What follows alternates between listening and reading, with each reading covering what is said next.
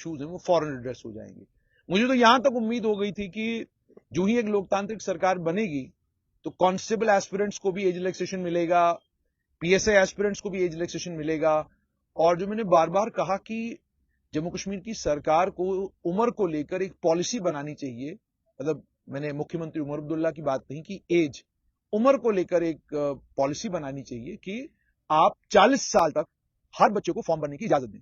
और उसके बाद जितनी वर्ल्ड की अभी तक रिसर्च हुई है, सर्वेज हुए हैं या जितने भी पेपर आज तक लिखे गए हैं, उनमें बिल्कुल ये साफ हुआ है कि आप कांस्टेबल की रिक्रूटमेंट करें, आप पीएसआई की रिक्रूटमेंट करें, दोनों रिक्रूटमेंटों में 18 से 28 का जो एज ग्रुप है उसमें मेजॉरिटी सिलेक्शन होती है और 28 से 40 वाले ग्रुप में बहुत थोड़े बच्चे हैं जिनको मौका मिलता है। उसकी साफ सी वजह यह है कि जो नया बच्चा होगा वो उतना ज्यादा तैयार होगा, इस रिसर्च बताती है। तो मौका देने में मुझे लगता है कोई गलत बात नहीं है। लेकिन लोकतांत्रिक सरकार को बने हुए भी 1 महीने से ज्यादा का वक्त हो गया। शुरुआत की लोकतांत्रिक सरकार ने 370 के रेजोल्यूशन के साथ, ट्विटर पर जबरदस्त बवाल कटा और यूं लगा कि शायद कल सुबह 370 वापस आएगा और परसों 35 को भी वापस ले आएंगे। लेकिन आप भी जानते हैं, मैं भी जानता हूं, जो आज तक गया वो आया नहीं। तो उसके बाद यही वो बच्चे सारे, ये आप देख सकते हैं, ये सारे वो बच्चे हैं जो आपने स्ट्रेट लाइन के ऊपर पहले भी देखे हैं और आज दोबारा इनको देख रहे हैं। और उसके बाद जो सिलेक्टेड एक क्राउड है जो बार बार ये मैं पढ़ता हूं बहुत सारे स्ट्रेट लाइन की पोस्टों में, आप अब जाग गए। असल में अनफॉर्चुनेटली आप लोग अब जाग गए।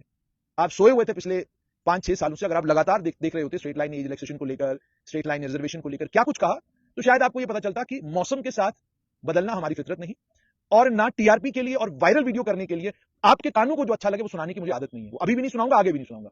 जो आपके कानों को बुरा लगे मगर सच हो वो आपको सुनना पड़ेगा। अब आप सुनिए, मेरे साथ एक नौजवान है, पहले इससे बात करेंगे, उसके साथ मेरे साथ नेता भी है, नेता से बाद में। फिलहाल उस बच्चे से बात करेंगे जो एज रिलैक्सेशन की लड़ाई पिछले लगभग 4 साल से लड़ रहा है। मैं 4 साल से लगातार इस नौजवान को देख रहा हूं। ये तुम्हारी बदकिस्मती है कि तुम्हारी सिलेक्शन नहीं हो रही?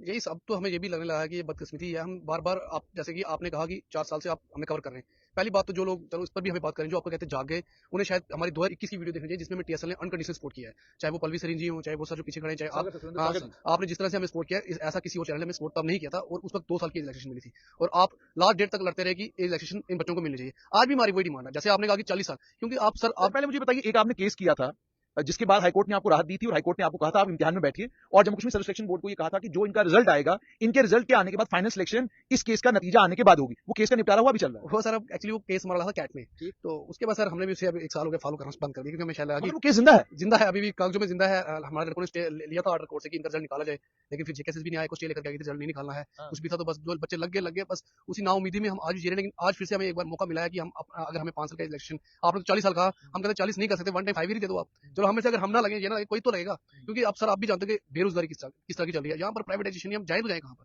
पढ़ लिख करके सर हम कहाँ पर रेडी या ठेला लगाएंगे? दिक्कत तो ये है ना। अब एक मुकाबला इस तरीके का बन चुका है हमारे यहाँ पर भी कि बीजेपी के जो एमएलए जो वो हमें लेकर एलजी साहब के पास जाते हैं, हम वहाँ पर उनके साथ जाते हैं।